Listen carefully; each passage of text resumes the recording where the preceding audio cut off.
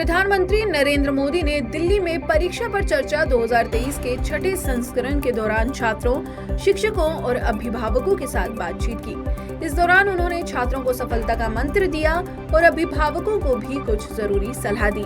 PM Modi ने छात्रों से कहा कि पहले काम को समझिए, हमें जिस चीज की जरूरत है उसी पर फोकस करना चाहिए। अगर मुझे कुछ अचीव करना है तो मुझे स्पेसिफिक एरिया पर फोकस करना होगा, तभी परिणाम मिलेगा।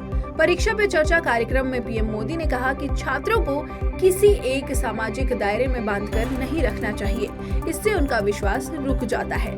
बच्चों को यात्रा करने और समाज के हर वर्ग के लोगों के साथ बातचीत करने के लिए माता-पिता को आगे आकर बढ़ावा देना चाहिए।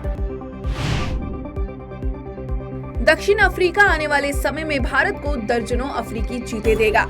अफ्रीका ने इसके लिए भारत के साथ एक समझौते पर हस्ताक्षर किया है। ये समझौता 8 से 10 वर्ष के लिए है। इसके तहत हर वर्ष 12 चीते भारत भेजे जाएंगे। फिलहाल 15 फरवरी तक 7 नर और 5 मादा चीतों के कुनों पहुंचने की उम्मीद है। पर्यावरण विभाग ने ये जानकारी दी है। बता दें कि लगभग 70 वर्ष पहले भारत से चीते गायब हो गए थे। बता दें कि पिछले वर्ष नामीबिया ने भारत को चीते दिए थे।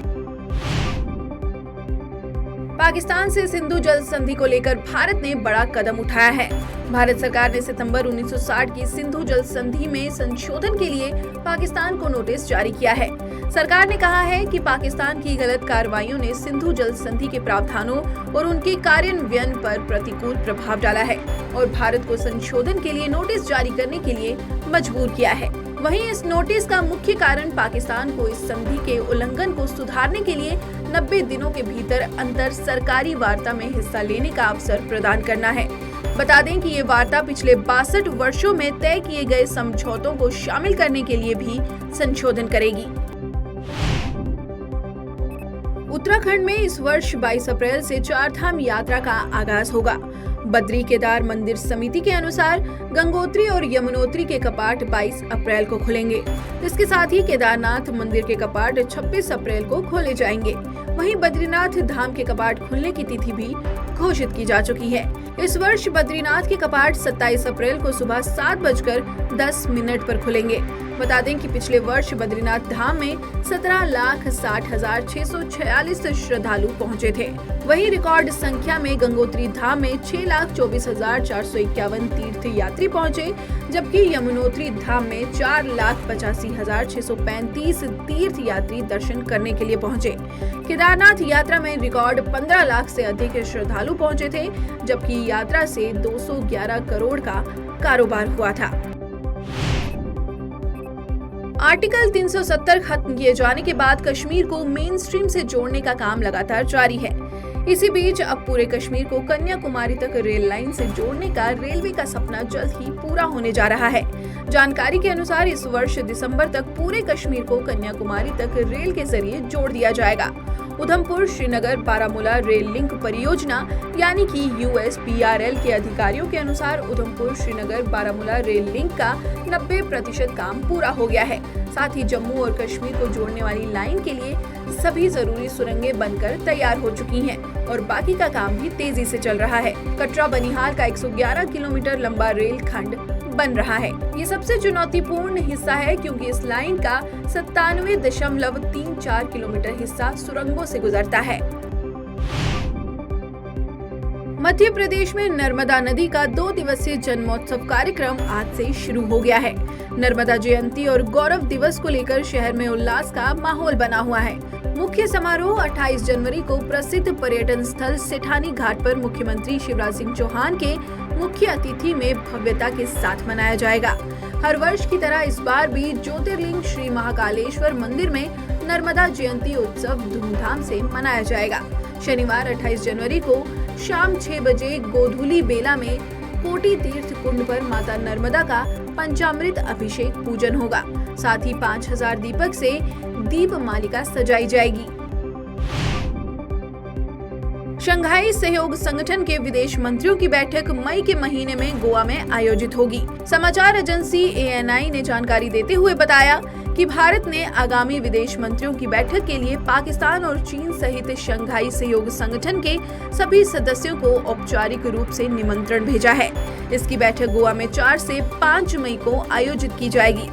निमंत्रण में चीन के नए विदेश मंत्री क्वीन गैंग और पाकिस्तानी विदेश मंत्री बिलावल भुट्टो भी शामिल हैं। बता दें कि भारत वर्तमान में शंघाई सहयोग संगठन की अध्यक्षता कर रहा है, जिसमें रूस, चीन, भारत, पाकिस्तान, ईरान और मध्य एशियाई देश शामिल हैं।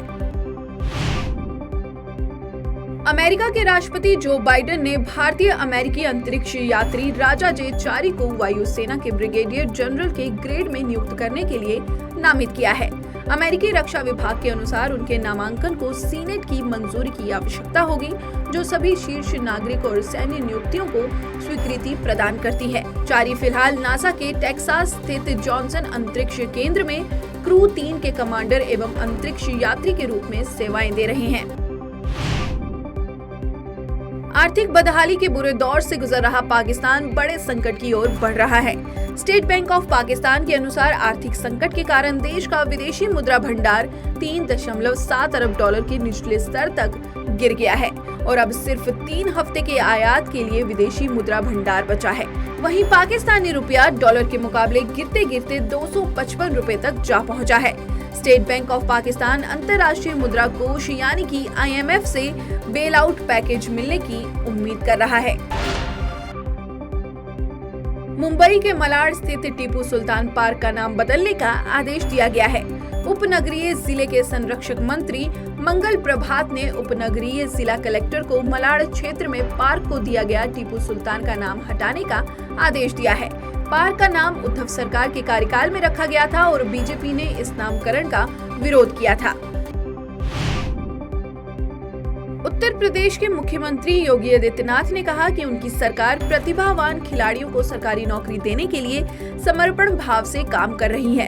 उन्होंने कहा कि 2 खिलाड़ियों ललित उपाध्याय और विजय यादव, जिन्होंने कॉमनवेल्थ और नेशनल गेम्स में पदक जीते हैं, उन्हें राजपत्रित अधिकारी के तौर पर नियुक्ति पत्र दिए गए और जल्द ही अन्य खिलाड़ियों को भी नौकरियां दी जाएंगी।